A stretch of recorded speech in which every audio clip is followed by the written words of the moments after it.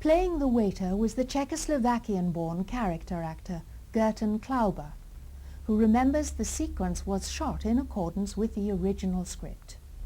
I realized, even going back all those many years, that the part had seemed much larger, and as you showed me the finished product, it was of course whittled down as things are edited because of time and disinterest in some of the dialogue, and what ended up was perfectly correct for the film, but did not consist of my whole part. And although it's a long time ago, I did remember that it was a slightly larger part, and having now looked at the script many years later, the waiter ends up by ordering a café noir.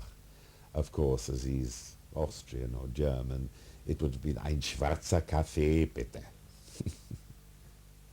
Like a large number of other supporting players in The Prisoner, Gertan had appeared in 2 episodes of Danger Man, the second of which he vividly recalls. I did 1 episode and was very happy to be called back the year after, by which time they were shooting with 2 different units, so that on the 2 different stages were 2 different camera units shooting the same film. It meant that they could speed up the process, but it meant that Patrick Mcgoohan went from one set to another, and there was tremendous preamble. We'd done our dialogue sequences, I think, on a day earlier, and this was a scene, I think, in a garage where there was a confrontation, and I remember while we were waiting for him to be finished on the A unit, or his stand-in and double, and in fact the stunt coordinator saying to me, well, you know, the great thing about Pat is that he's absolutely wonderful in a fight. He will move through 18 or 19 positions, not touch you, and I've worked out with him exactly what is going to happen, and so you know, I was quite relaxed and quite happy about it. When he did arrive, it appeared probably that the studios at Shepperton, perhaps lunch had gone on a little too long, and he seemed of rather brief and cheery and tough nature. We did a rehearsal of it, and unfortunately during which I was struck several times. I did complain to the stunt arranger, and I said, look, and he said, don't worry, when we actually come to do it, I've had a talk to Pat, and nothing is going to happen.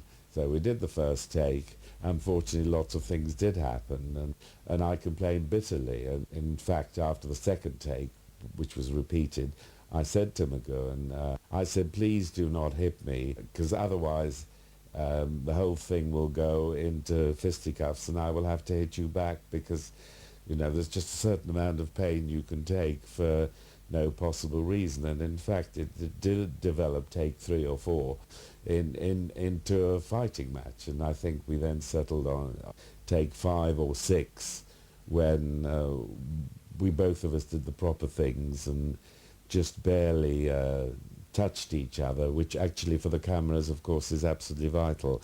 The moment actual physical blows are exchanged, it doesn't look very good. So all the great fights are done by people that don't touch each other, but react and act the blows. Gertan was then understandably nervous when he was asked to appear in an episode of The Prisoner. Well, absolutely. You know, you actually think, playing small parts, a lot of the time you actually think that, you know, Patrick Mcgoohan is going to remember you from one occasion 2 or 3 years ago when a fight sequence could have possibly gone wrong. But of course that isn't the case. I mean, he's far too busy, seeing he was shooting 1 a week, and they were probably making 26 or 13 a year. It wouldn't have occurred that there was any kind of a conflict or remembrance of a slight altercation or unpleasantness. But I was very pleasantly surprised to arrive at the studio to find that Patrick Mcgoohan was absent, and the leading part was played by Nigel Stock, who was a great friend of mine and a very brilliant actor. And as I've discovered, that Patrick Mcgoohan was actually in Hollywood shooting a feature film. And so the whole occasion was very, very pleasant indeed. And it was all a very charming and pleasant day, and we had sunlight on the exterior at MGM Studios, which actually was a sheer delight to shoot exteriors, which wasn't usually done on television films, in fact never.